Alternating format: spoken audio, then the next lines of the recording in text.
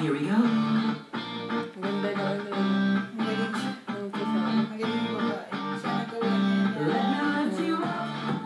We'll go right to the top. Let the sun come up. Together we can fly. All our hearts Hindi nag-compose yung babae. by my side. I say we jump, we fly, we reach out to the sky. And it goes on and on and on and on and on. And we go on and on and on and on.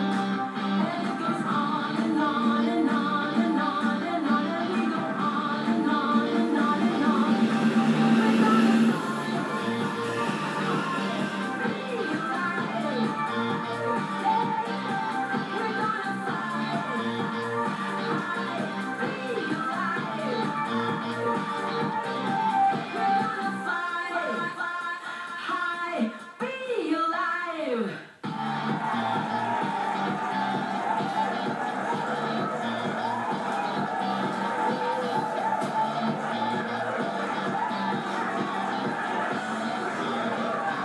Wow! We have such a great crowd today! Yes! Oo nga, my gosh, Ana, padami ang crowd natin ngayon. Para silang stem cell, nag-multiply. Alam mo kung saan, Ana? Kahit na maraming karamdaman yung mga nag-guest dito sa ating show, talagang kakaiba itong show natin. Lagi tayong masaya, di ba? Kaya nga tinawag na Be Alive, di ba? Kasi masaya talaga. Kaya yun ang kakaibahan natin. Because our show is a celebration of life, being healthy as possible, and people can do things to take charge of their lives through prevention and natural health care. Kaya po na kami laging masaya kasi naipakikita po namin sa inyo kung paano na ibibigay ang lunas sa mga may karamdaman. Panoorin po natin ang kwento ni Tita Tet Estreta at ang laban niya with Parkinson's disease. Year 2001. Unang-una hindi ko pinapansin kasi nagte-tremor, na konti lang naman ang tremor. Sabi ng mga kaibigan ko, napasma daw ako.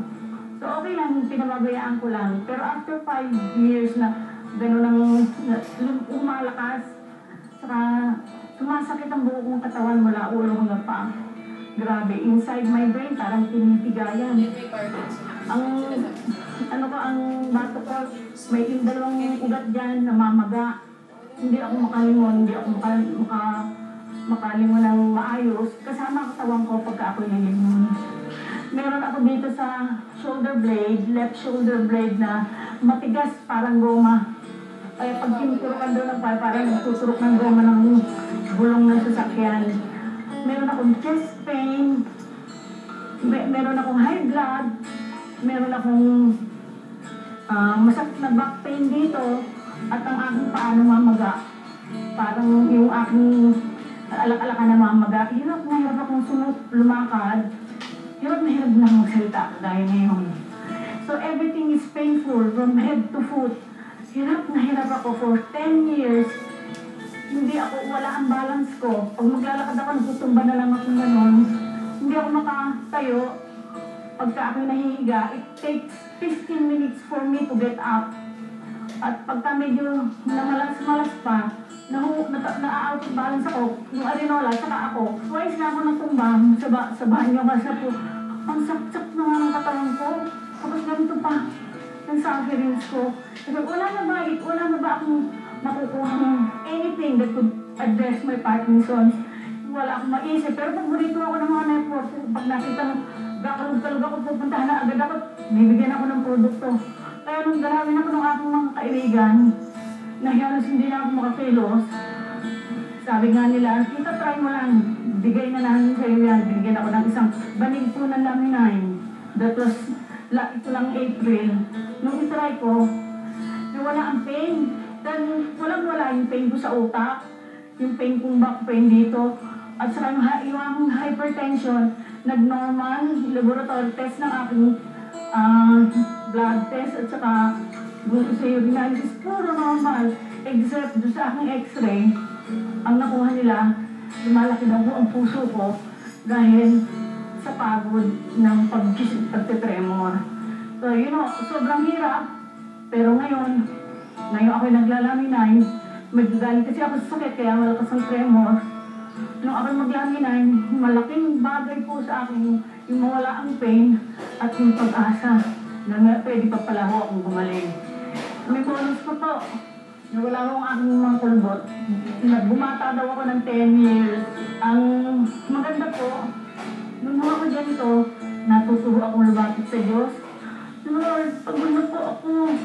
Kung pwede po, bigyan niyo pa ako ng habang buhay para magamit niyo naman ako sa ministry. Yun naman naghihingi ko, pero parang inutusan ko si Lord. Lord, pagalingin mo ako. Pag hindi ako pinagaling, magagalit ako sa Kanya. Nasabi ko, kailangan ko, kung pagalingin niyo ako, total and complete recovery. Because I really wasted ng time ko eh. Nung bata-bata ako, hindi ako nakalapit kay Lord. Pero ngayon, natutuwa ako lumapit sa Kanya.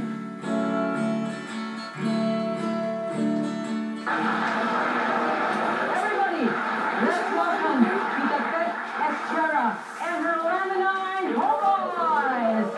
Be alive. We'll be right back.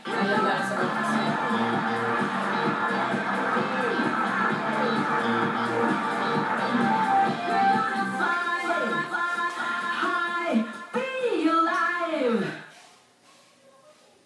Ang kauna-unahang pagharap ng lahat ng mga kandidato sa pagkasenador. Magkakasubukan na ngayong February 16 at 23 sa GMA News TV. Ano mukha niya? Kahit sa reconstruction, hindi na may pabalik sa dati ang mukha niya. Kapag mahal sa buhay ang sinaktan, kahit kriminal, hindi aatrasan. Ang mga taong yun ay nagnanakaw, pumapatay, sumisira ng buhay at tinatakasan lamang yun. Minsan, hinihila din ang batas. At kung minsan ay hindi rin umitira. At tignan si Percy na isang mainit na pagtanggal. Charles Bronson. Ano bang kailangan mo? Wala akong ibang kailangan. Kundi ikaw. Get Wish pa sa Sunday screening. Manood kayo bukas. Relax ka lang sa bahay dahil malayo iyong malalakbay sa 4x4 Weekend ng News TV. Sabado, day off. Preso, dapat dito ka. Balita Pilipinas. Luzon, Visayas, at Mindanao. Arnold and Star. Sundan niyo ang aking buhay sa likod ng hamon. And Rome. Ayaw ko pagkaksunod ng asawa. Ang lahat ng mga aming mga lang. Linggo ang pinaka. Fantastic. Idol sa kusina. Perfect, di ba? Good news. Maapos sa goodbye. Real time. It is not only thing. Ito ang landas ng pagtuklas sakay na sa 4x4 Weekend ng News TV.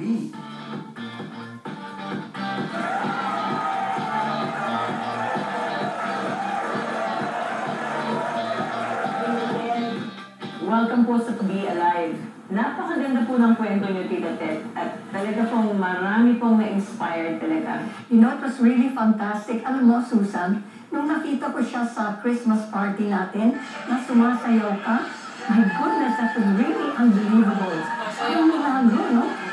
Ilang taon na po ninyong dinadala ang Parkinson's disease? 12 years of excruciating pain from head to foot. Wala na pong makakatulad, hindi ko na rin ma-describe kung how painful it is. That pain is very profound sa aking brain. Okay. Para po yung pinipisa. Tapos kasama po yung dalawang shoulders ko na masakit din po kasama ang gills. Hindi na ako nahiwata yung pain 24 hours a day and 7 days a week. That's how miserable I am. And nadidepress na nga ako during the time na pasyalan po ako nila apply. And alam ko po na meron po kayong mga angels. Okay, I have to call them angels dahil hindi nila kayo iniwanan. Yes, Susan! Ana! Eh, dito ang mga angels niya. Anthony, would you like to say something? Hi, good morning, Ana. Morning. Si Tita Ted, we consider her as my tita and long-time friend kasi matagal na kaming naghahanap ng tita ng solusyon sa aming health. Pareho kami may mga health problem, no? Kaya nung makita namin at narinig yung ganda ng Laminine, hindi na kami nagdalawang isip na painumin agad si Tita Ted, no? Para matulungan namin siya at kami rin yung sarili namin at maraming pang tao ang matulungan namin sa posisyon ng product na. Ang galing. Ang swerte talaga ng Tita Ted, itong mga Laminers na talagang pilit nilang hinahabol kung nasan si Tita Ted para matulungan. Tita Tet, napakarami nagmamahal sa inyo. Talagang confirmed na laminay po ang nakatulong sa inyo. After maubos ko po yung 6 na capsule, yung masakit na brain ko, nawala. Wow, praise the Lord. Yung pong aking batok na namamaga ang ugat, hindi na ako makakilos na ganyan, nawala na rin po. You went through a lot. Talagang nag-suffer kayo. No? Pero hindi pa rin po, kinikilab ba ako, hindi pa rin po kayo nawala ng pag-asa na subukan ang lahat ng dumarating sa inyong palagay nyo makakatulong. Ako po ay paborito ng mga may dala-dala ng herbal supplement dahil kakapat yan dito sa patayin natin dahil gusto naghahanap siya ng treatment. At lahat na lang po in-entertain ko talaga dahil ang sakit, gusto ko naman marilingin. Tama po. Grabe po ang ano. Tama po. Gusto po natin ipa-share sa ating televiewers na maraming paraan na po kayong mawala ng pag-asa dahil po ang buhay natin ay kailangang mabuhay tayo ng good life. We have to be alive. Siya naman ang ating Siya naman ang angel ng marami. Diba? Napakabuti po nito. At natagpuan ko ang kumpanyang May Puso. May compassionate heart. And even Tita Ana, hindi ko in-expect. Baka sa planeta yun eh. Pero she's so concerned. Kaya po maraming salamat po. Dahil ngayon pa lang, in front of everybody, feeling ko na po ako'y forever rich. Rich in health. Yes. Rich in wealth. And rich in friends. Yes! God bless us all.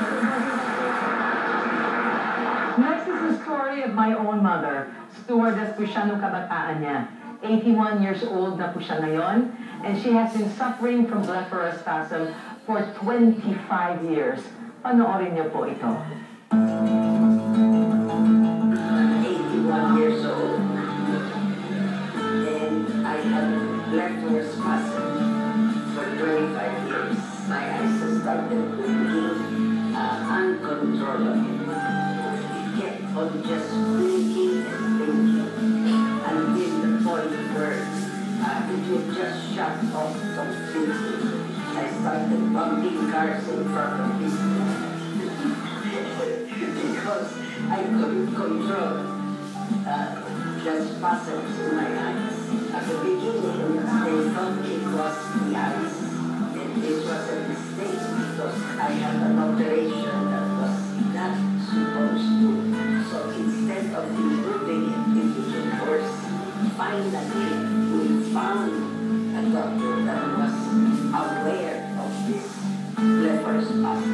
According to him, there was no cure for that kind of sickness. The next alternative was just to have Botox injections in the eyes to control the eyes from shutting off.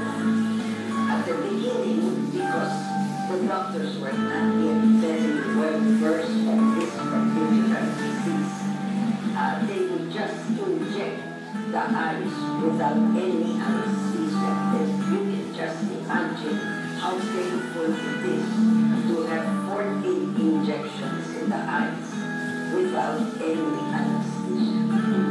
One day, my daughter came and told me, "Mommy, why don't you try laminate?"